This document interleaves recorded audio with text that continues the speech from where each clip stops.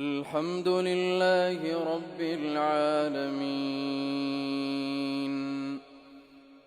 الرحمن الرحيم، مالك يوم الدين. إياك نعبد وإياك نستعين. اهدنا الصراط المستقيم، صراط الذين أنعمت عليهم غير المغضوب عليهم ولا الضالين،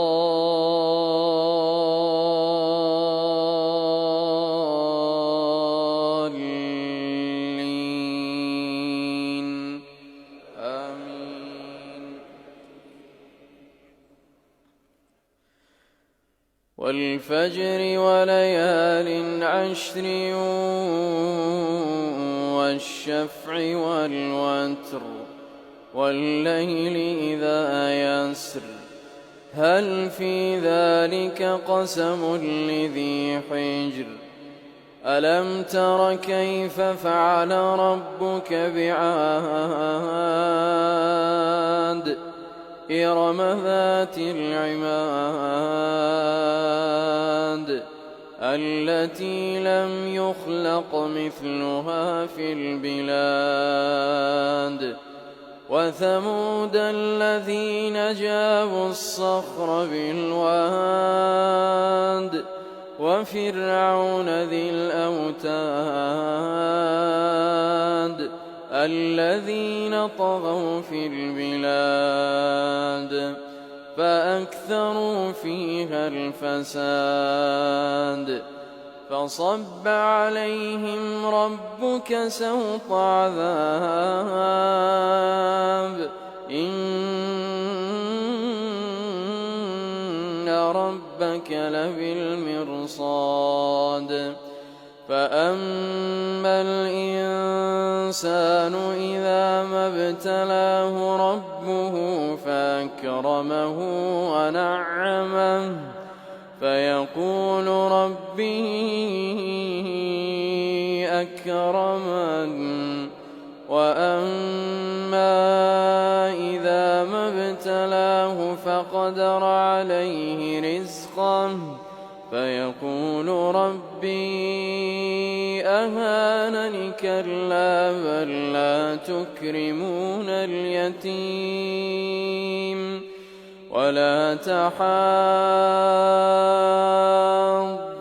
على طعام المسكين، وتأكلون التراث أكلا لما، وتحبون المال حبا جما. كلا إذا دكت الأرض دكا دكا، وجاء ربك والملك صفا صفا، وجيء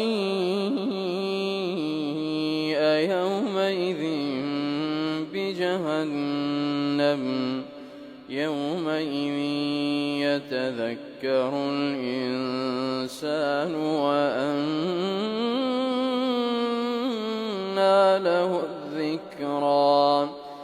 يقول يا ليتني قدمت لحياتي، فيومئذ لا يعذب عذابه